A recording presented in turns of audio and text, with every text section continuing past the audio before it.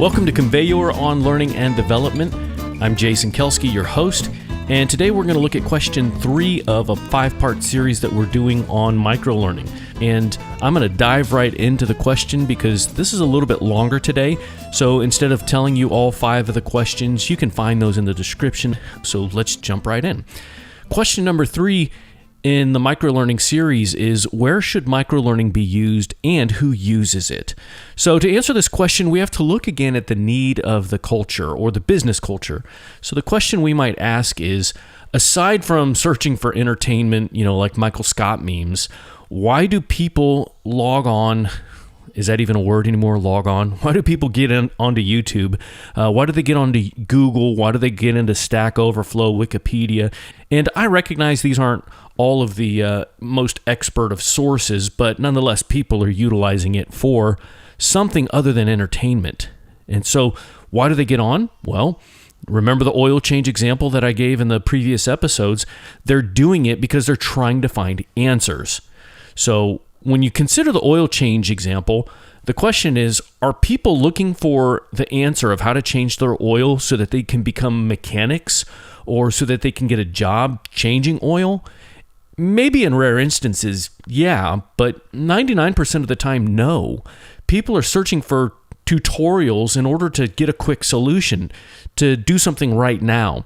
So these searches exist in order to get themselves out of a jam, or to save them money, or to sound smart when they're talking around the water cooler, or to compare services, prices, products. So that's why people jump into tutorials. They're looking for a solution right now. Now, that's not an exhaustive list, but it does show us again that people are wanting a solution. They're trying to solve a problem or a pain point. Now, in business, most of these things occur at the point of sales. They happen in marketing. They happen in customer service. The places where you're trying to drive the DNA of your company, both internally and externally. So where you're trying to change, develop, or reinforce behaviors of your employees or of your clientele. So here's the interesting thing.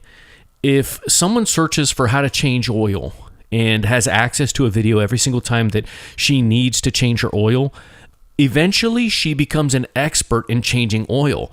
And that probably wasn't the intention initially, but when you do something over and over and over, you become a master of it. So she may not become a mechanic, but she can become an excellent oil changer.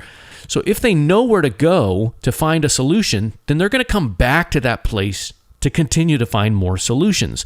So with regards to microlearning, this means that wherever you're trying to reinforce or create behaviors, you should use microlearning.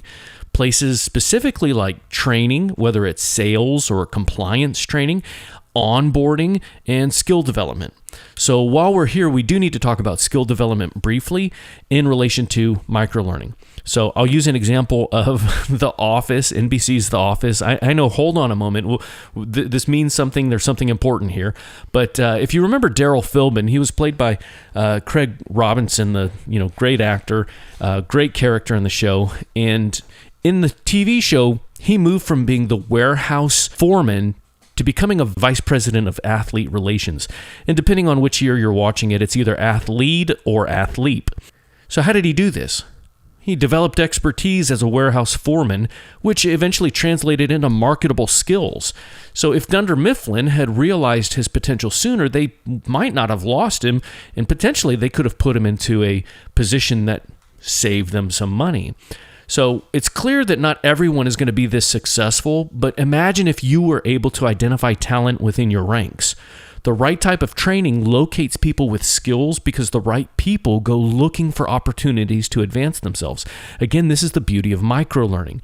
What if you have a Darryl Philbin working for you right now, but he's down in the warehouse and he's Googling how to become a sales rep in his spare time because you don't have a way to teach him? Microlearning can assist with this. So are you going to lose these gifted employees because you don't have information readily available for them? This is, again, a powerful byproduct of correctly implementing microlearning. So this is maybe why Craig Weiss, the CEO of FindAnLMS.com, says, more than simply compliance and role-based training, you need skills-based training. That's what he said. By the way, Darryl Philbin, while he's a fictional character, Ramona Hood is not. She had a position in FedEx that was a relatively low-level position, and she worked her way up to becoming a CEO. So check her out. You'll see the link in the description of this video today. But now let's answer the question, who uses microlearning? Well, simply put, companies that have a high focus on developing people. Given the example that we've looked at of skills development, onboarding, everboarding, things of that nature, we ought to consider that microlearning is being used successfully by Fortune 500 companies, universities, international corporations, private businesses, thought leaders, influencers, and more.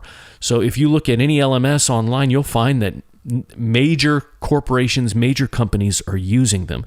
So although microlearning didn't necessarily make these companies profitable, you can guarantee that smart companies invest in methods to get their information to their people.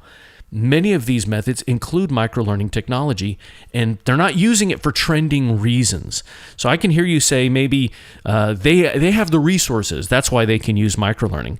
That might be true, but if you ask yourself a couple of questions, honest questions, you might get some, feedback and some direction. And these questions would include things like, are you currently paying people to do training within your ranks? Are you seeing a high turnover of people? How much money do you spend by losing somebody and then having to retrain a new person and then losing that person?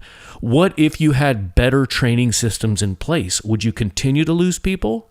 Would you continue to lose money training them? Do you know how much microlearning costs? Would you save money if you implemented it on the front end rather than retraining people after you lose them?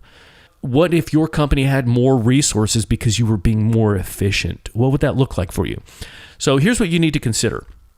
Long before they have the resources, successful companies develop or adopt processes that set them apart. I'll submit that if you wisely funnel information to your people and people to your information, resources are going to follow.